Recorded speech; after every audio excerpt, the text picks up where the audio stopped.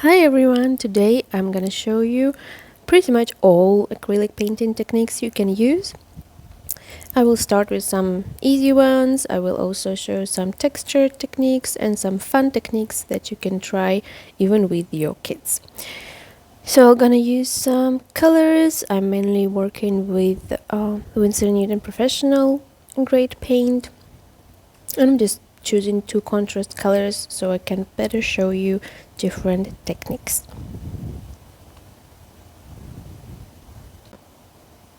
Also, as my all-time helper, I'm adding some Gag 100 from Golden. It keeps the acrylics from drying out too quickly, and it also kind of thins down the consistency without changing the transparency of the color like water does.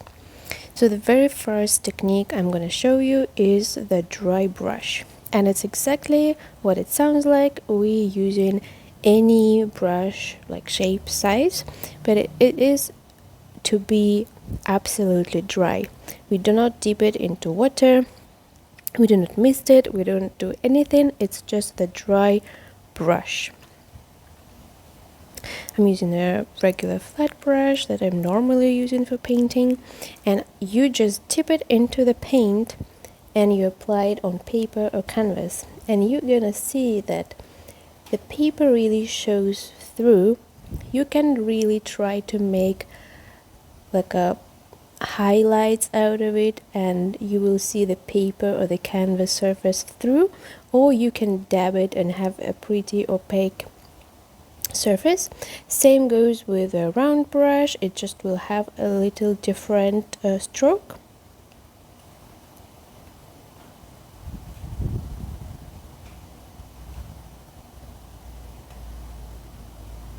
So it's good to add in some highlights on a dry layer of paint, or it can be a technique you're using for your paint in general.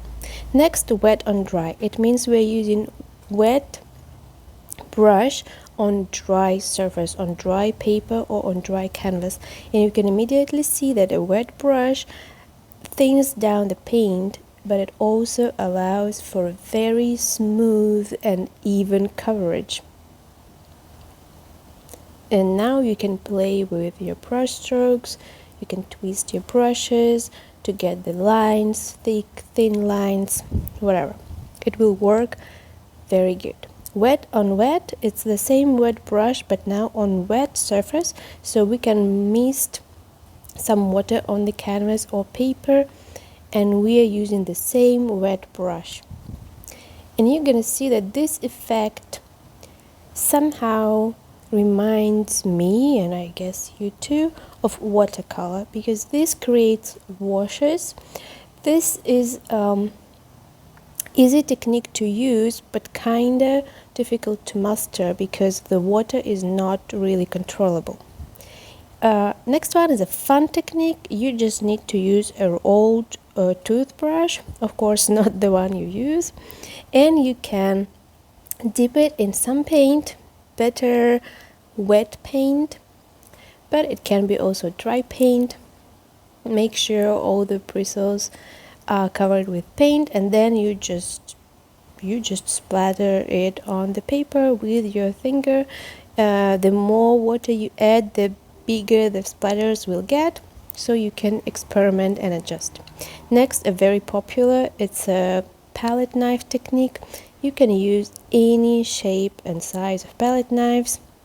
I prefer using the traditional metal kind of looking palette knives, and they can do a lot of things. They can allow you to apply the paint very smoothly and nice, and you can paint the whole painting using just palette knives, and especially it works great for still life and even for portraits and landscapes. But for portraits and landscapes you really need to be an advanced painter. And even though it looks kind of flat, a palette knife, it can do many things. And also the things that you probably know that you're going to use a palette knife, even if it's not painting, it's mixing the paint. It's very good, and it's better than brush, because brush will hold both paints, while a palette knife you can just clean it with a paper towel and mix the paint. And of course you can layer some like 3D almost layers of paint with it, and you even can create some lines with the side of a palette knife. So smooth application, textured application, and mixing paint. This is how we can use a palette knife technique. Next one is a fan brush technique. I don't really use fan brushes for anything else except for this, and because I'm an abstract painter, I don't really do trees, but if you want to try some, you can try to paint like very easy design trees with a fan brush. What you're gonna do, I'm mixing some green paint for a tree. And of course, fan brushes are also of different sizes. This is a pretty big one, and that's why it will create like big strokes. With the smaller ones, you can create a smaller tree. You just dab it into paint. And in a very loose motions, you can create a tree. It's mostly like pine trees are great, but can be any tree, actually, like imaginary tree. And you just go along the branches and leaves to make a tree.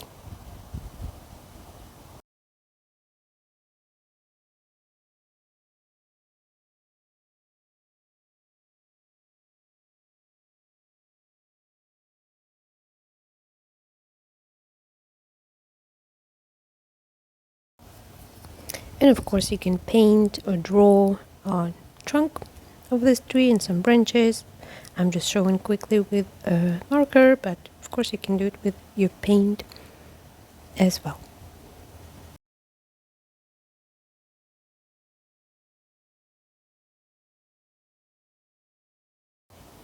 Next is one of the mixed media techniques. It means we can combine using acrylic paint with something else, and for example with markers.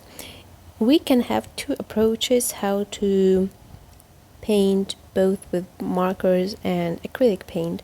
We can either apply first washes or pretty opaque layers of acrylic paint, let it dry of course, and then use markers over it. Or of course we can create an outline with markers and then color it with acrylic paint, but please be careful and use the right type of markers, because some markers are permanent and you can really paint over them. Some markers are washable and water soluble, so even if you draw an outline with them and then you go over them with a paint, it will just all smudge and it will be a mess and a mud, and of course not the result you'd like to have. So here, for example, I got some very basic leaves with very thin paint and some sort of flower or whatever, and even with markers we have an advantage because we don't really have to make a perfect shape of something with acrylic paint, because we can always correct the outline and the shapes, the forms, and create it more detailed look with marker. So you can even have like just regular shapes, say square or circle, with acrylic paint, and then add little details and more distinctive shapes with a marker on top of it.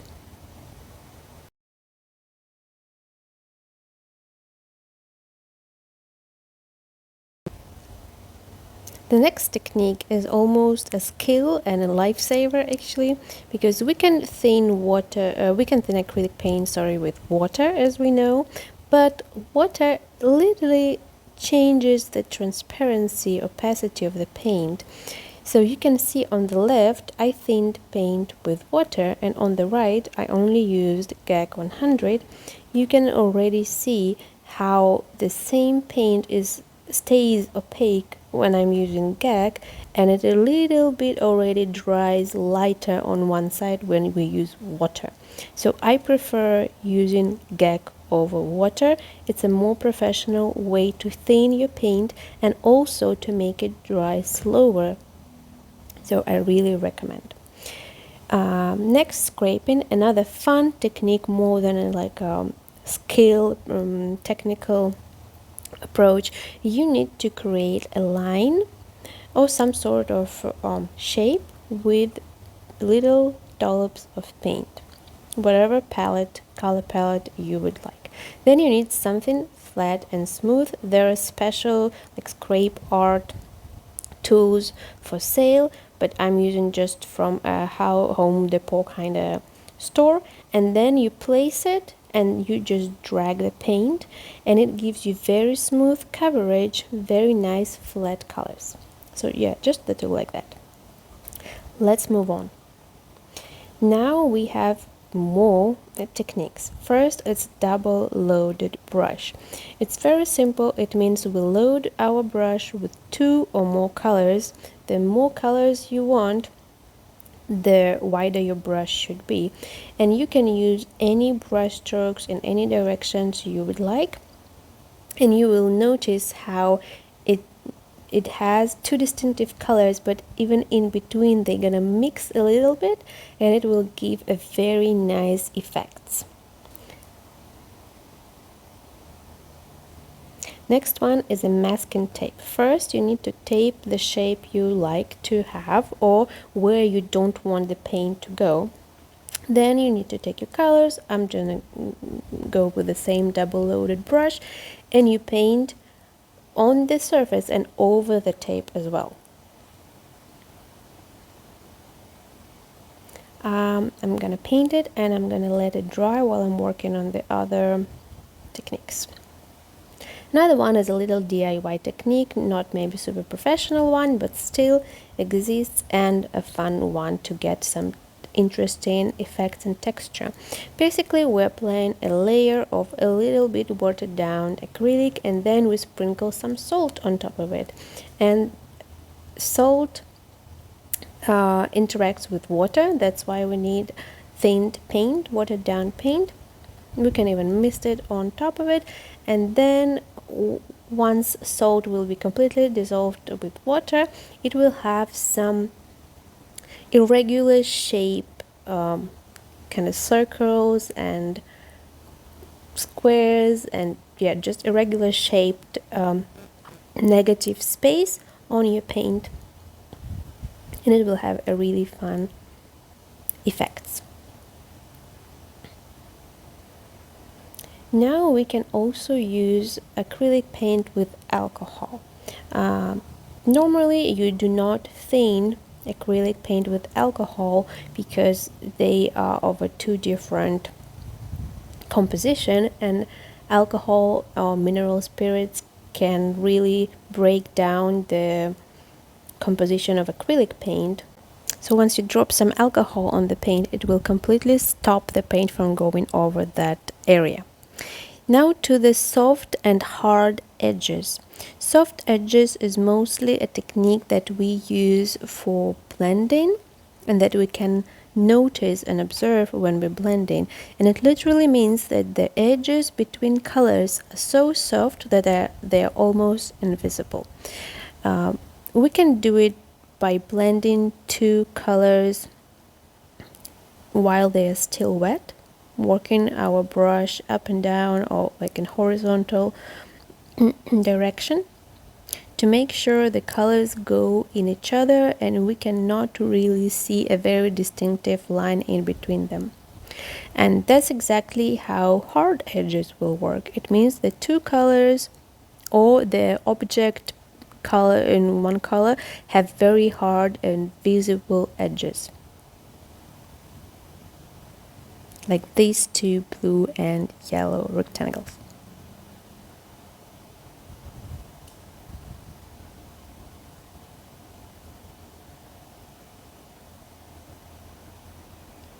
Now let's drip some water. I'm using a watered down, like thin acrylic paint.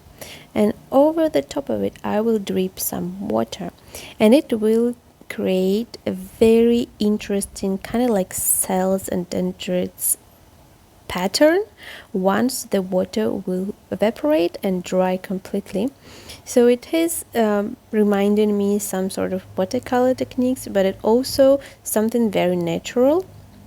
You can see how it's dried on the paint. And now we can not only drip water, but we can also drip paint. You need to thin down your paint with water so it really flows, and then you just tilt your paper or your canvas and let the paint drip over it. You can mix a few colors, and then the effect of the dried drip paint will be very nice, very unique. A DIY craft technique for painting, for easy painting of flowers, it's using Q-tips. You can premix some colors or even load different colors on your Q-tips and just dab on paper or on canvas. You can create first like flowers, and then with the marker create some stems and leaves and more details. But that's a very, very, very easy technique to paint, as I said, flowers or just a dotted pattern onto something. Very kids friendly, very family friendly, and you don't even need a fancy or good brush. You can just use regular Q-tips. Here you can see how alcohol dried, and where alcohol was dripped there is no paint visible. And also here is the masking tape technique. Already painted is dried, and as you can see there was no paint under the masking tape. Another DIY craft technique is for additional texture is mixing acrylic paint with baking soda. You can apply acrylic paint and then sprinkle baking soda, or you can mix directly paint and baking soda.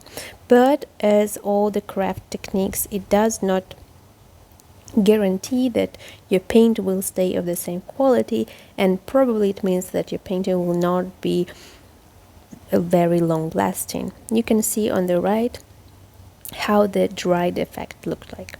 Another fun technique you can try with your children, it's a bubble wrap. You can press lightly to have some highlights, or you can press down very firmly to make this very distinctive bubble wrap pattern. Also super cool for flowers.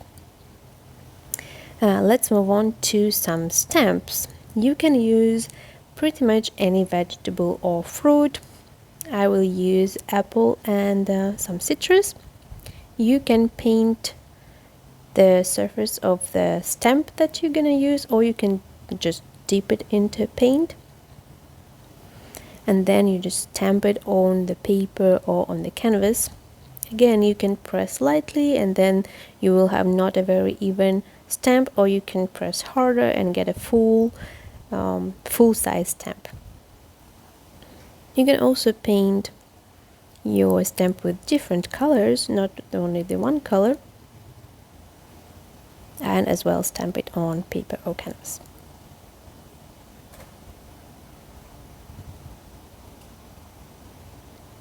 We can use paint with acrylic ink or alcohol ink if we consider drying time. Some acrylic inks dry to a matte finish, some acrylic inks dry to a more like metallic finish, for example with silver, and there is also golden and bronze colors and different colors, and some of them are more transparent than acrylic paint, so you can play with the transparency and different textures and different finishes, because acrylic paint dries to a more glossier look than regular acrylic ink. So matte versus glossy can also be very nice like differences that you can use in one painting. And of course you can paint over acrylic ink, because it's technically also acrylic pigment, acrylic binders, and they're very similar mediums, so you can work together with them on a painting.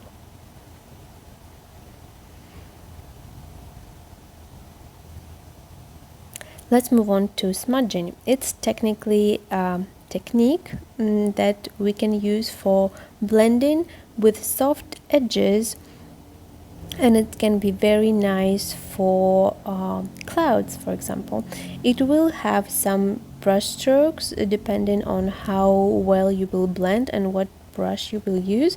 If you will go over the area with a dry brush, you can like avoid any visible brush strokes, but smudging is just you swirling with your brush around, trying to blend all the colors in that area, going in circular motions over and over again. If you feel like it's now not just blended but mixed, you can always add a little bit on top to blend it again while the paint is still wet.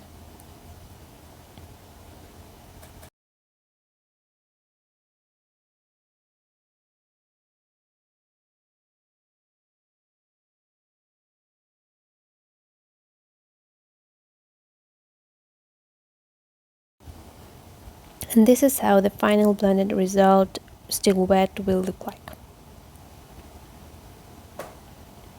Scumbling, it's a technique when we add some highlights over already painted and dry area using a dry brush with a little bit of paint. So we combining kind of wet and dry brush technique. So first I do some background layer and letting it dry, and then I'm gonna use an old brush. It's a cheap brush. It has this textured bristles, so it will be perfect for scumbling. I just load with a little paint and I just twist it around, and you can see that it adds a kind of highlight to the underlying layer of paint. It will be perfect for clouds, like peaks of the mountains. Misting, it's another technique that involves water, and it actually can create either nice effects like dripping paint, or it can keep your paint from drying out and from very thick and opaque application. And you can also play with the water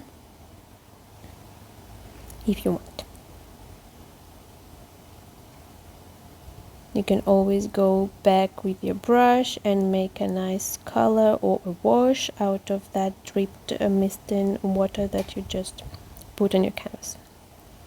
Finger painting, another fun and craft technique you can use with your family, and even though it's just a finger, there is actually a lot of different techniques you can use. You can make the dots with texture. You can really apply and rub the paint to make it very smooth, and of course you will have no brush strokes here. You can apply thin layers of paint on your fingers, and then you will have a textured kind of fingerprints over the paint, which is also very, very nice. But I would not recommend this technique for kids, because even though it says that acrylic paint is non-toxic, it is not safe for skin, especially for baby skin. Now, hatching and stippling. Hatching is when we use lines to paint. So all painting will be done with different lines.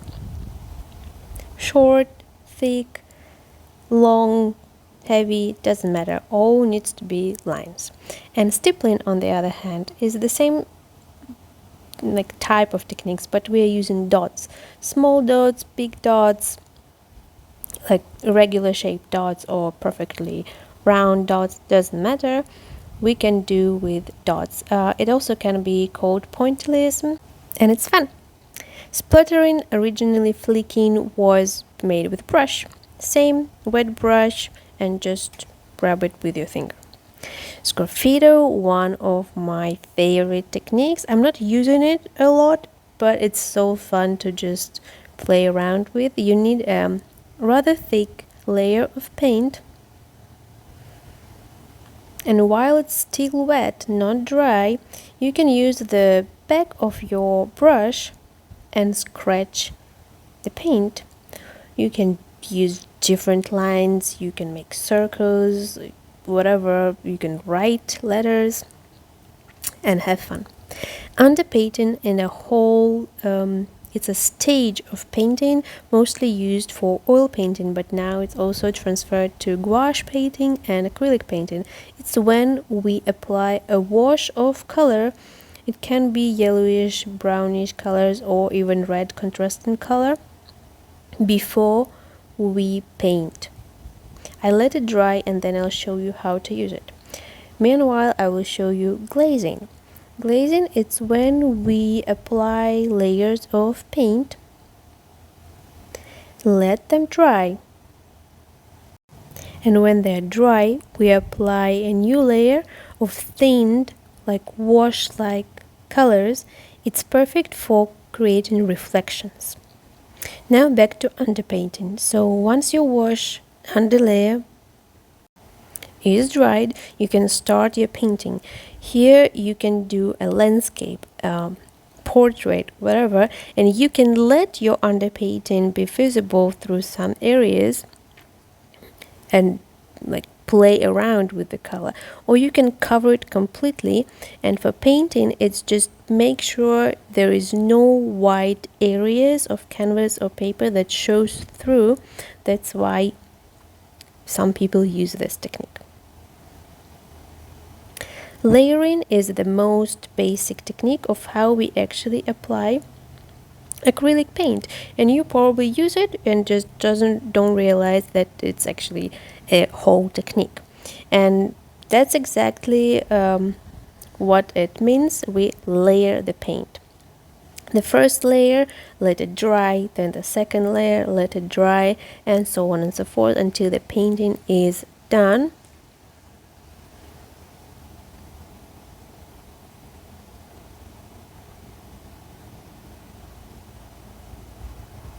And of course, it's important to note that if your underlayer is opaque and then you apply transparent color, the underlaying layer will be visible. So you rather need to account for that or to apply it more opaquely. Stencils, better to use store-bought stencils or to professionally made a stencil and tape it.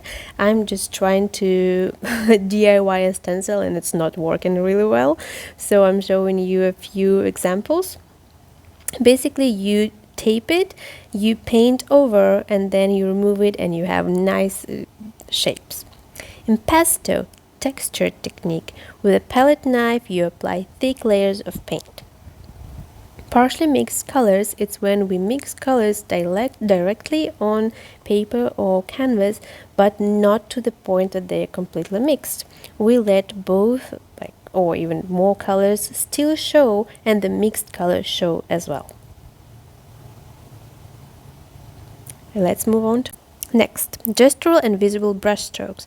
So we can work with long handles and short handles, and the longer the handle is, the more gestural our brushstrokes are. It means that when you look at these brushstrokes, you can not only see the direction, but you can kind of feel the gesture and the motion. And you probably saw already a lot of gestural brushstrokes, especially if you go to an art gallery. You will see all the oil paintings, they have gestural and visible brushstrokes. Visible brushstrokes can also be done with a thicker application of paint and kind of partially mixed colors, when you can really see the brushstroke, how long it was, how wide it was, what color it was, and they're all mixed together, they're all placed together in blocks, and they create a nice effect. Now you can use some catalyst tools that are made to create texture, and of course sponges. They can create gradients if you lay down the paint.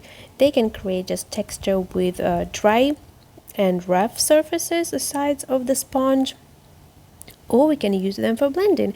If we use the soft side of the sponge and we can blend colors directly on canvas or paper with no brushstrokes.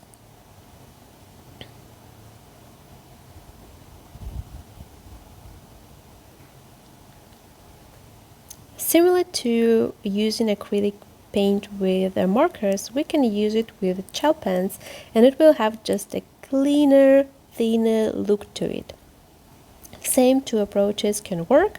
Either you do first an outline black color drawing, either you first apply acrylic paint and then you draw some shapes and forms to it.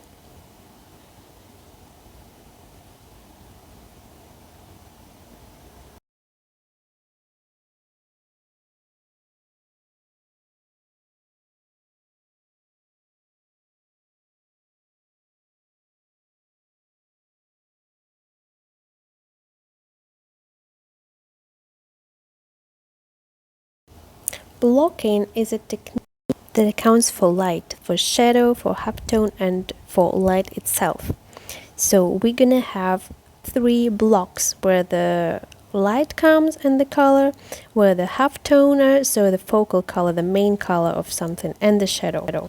And of course I forgot to record this, but you can see on the left there is 3 blocks of colors: light green, warm green, and shadow green, dark green.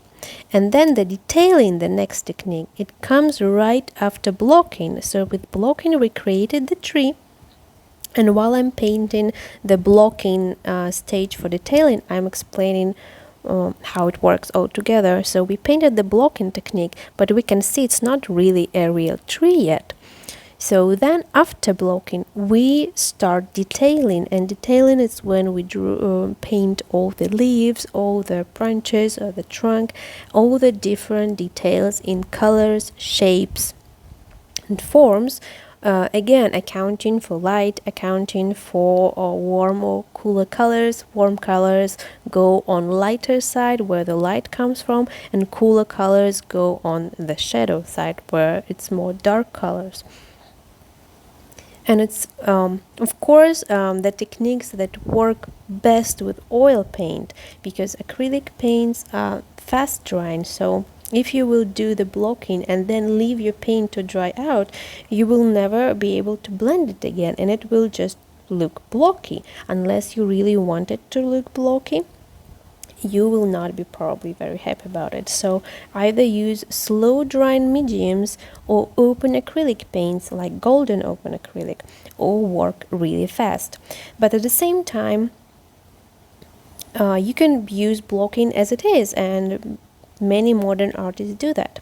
So here I am working on the detailing pretty quickly just to show you an example.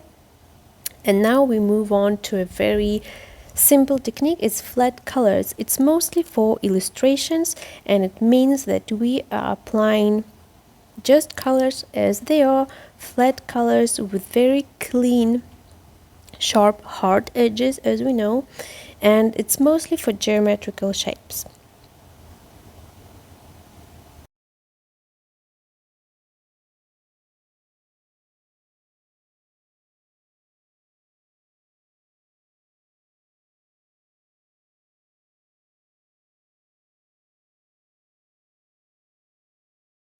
This is how it can look at the end. One stroke is a technique similar to double loaded brush. You need to load your brush with 2 or more colors and try to make a layer with one stroke.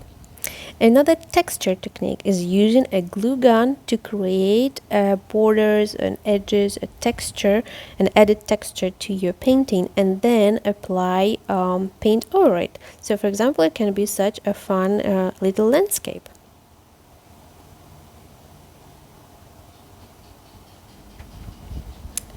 The last technique I want to show you today is a modeling paste. It can be pretty pricey for a beginner, but if you're working with textured paintings, it's really something you would like to consider buying. It's super nice texture, soft and creamy, but heavy and thick at the same time. You can apply it directly on canvas and then paint it, but better to mix it with color so it can mix properly and then apply it on the canvas. For paper it will be too heavy, but for canvas it will be perfect. We reviewed almost, I think, 60 or 70 techniques. Thank you for watching, and if you need a text, please find the link to the blog in the description.